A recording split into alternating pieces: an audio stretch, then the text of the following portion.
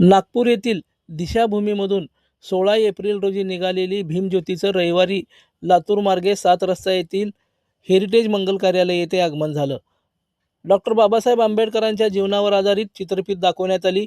यावेळी महापौर विनायक कोंड्याल, विश्वजित गायकवाड, भारतीय जनता पार्टी शहराध्यक्ष रोहिणी तडवळकर, भारतीय जनता पार्टी अनुसूचित जाती जमातीचे प्रदेश सचिव राजू माने आदींची उपस्थित होती. भाजप अनुसूचित जाती मोर्चाच्या वतीने दिशाभूमी नागपूर ते चैत्यभूमी मुंबई भीमज्योत काढण्यात येत आहे. ही ज्योत 28 रोजी पुणे येथे असणार आहे. सोलापुरातील विविध चौकात भीमज्योतीचे स्वागत करण्यात आले. यावेळी डॉक्टर बाबासाहेब आंबेडकर यांची घोषणा देण्यात आली. हेरिटेज येथे कार्यक्रम संपन्न झाला. यावेळी भारतीय जनता पार्टीचे असंख्य पदाधिकारी उपस्थित होते. यावेळी विश्वजित गायकवाड यांनी आपलं मनोगत व्यक्त केले. ही भीमज्योत पुण्याकडे रवाना होणार आहे. मंगळवारी तेथे असेल अशी माहिती अनुसूचित जाती मोर्चाचे प्रदेश सचिव राजू माने यांनी दिली आहे. यावेळी बहारदार असा शाहिराचा कार्यक्रमही झाला. त्यांनी बाबासाहेबांचा जीवनपट यामध्ये उलगडून दाखवला. याप्रसंगी असंख्य भीमसैनिक मोठ्या संख्येने उपस्थित होते. भारतीय जनता पक्षाच्या अनुसूचित जाती मोर्चातर्फे आम्ही ही भारताची भीमज्योत हा कार्यक्रम या ठिकाणी बाबासाहेबांच्या 135व्या जयंतीच्या निमित्ताने आयोजित केलेला आहे. तर हा कार्यक्रम आम्ही दीक्षाभूमी ते चैत्यभूमी असं घेऊन जाणार आहोत. तर सगळ्यात पहिला कार्यक्रम झाला होता दीक्षाभूमीमध्ये, त्याच्यानंतर झाला तो अकोल्यात, त्याच्यानंतर नाशिक, छत्रपती संभाजीनगर, त्याच्यानंतर लातूर, आज सोलापूर, आता पुणे आणि मुंबईमध्ये चैत्यभूमीमध्ये आम्ही ही ज्योत समर्पित करणार आहोत.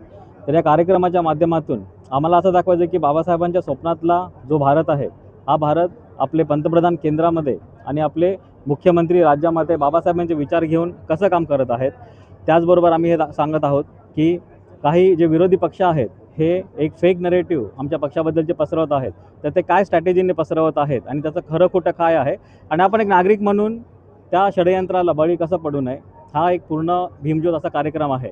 आणि या कार्यक्रमातर्फे मला असं सांगायचं आहे की मला समजलेले जे बाबासाहेब आहेत आणि मला समजलेली जी भारतीय जनता पार्टी आहे याची जर सांगत घातली तर मला असं वाटतं की फक्त आमचा समाज नाही तर पूर्ण भारत देशाची चांगल्या प्रकारात प्रगती होऊ शकेल.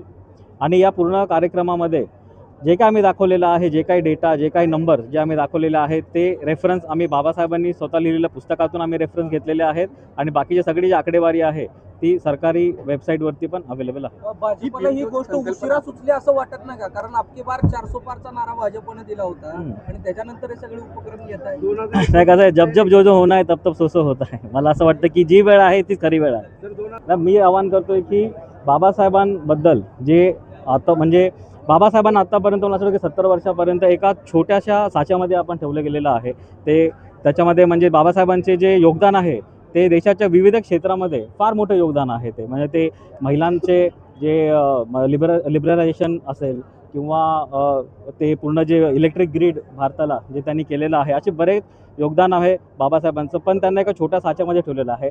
आम्ही या भीमज्योत कार्यक्रमामार्फत आम्ही हे दाखवायचा प्रयत्न करतो की बाबासाहेबांचं खरं योगदान आहे आणि खरे बाबासाहेब आम्ही यात दाखवायचा प्रयत्न करतो. समारोप करताना नेते उपस्थित, मुख्यमंत्री फडणवीस उपस्थित असणार आहे का आणि त्याचं स्वरूप कसं असणार आहे? आम्ही आता शेवटची जी सांगता करणार आहोत ती मुंबईमध्ये करणार आहोत आणि डेफिनेटली म्हणजे आमचे नेते आदरणीय श्री देवेंद्रजी फडणवीस साहेब, आम्ही त्यांचा वेळ मागून त्यांच्या उपस्थितीमध्ये हा कार्यक्रम मुंबईमध्ये करणार आहोत.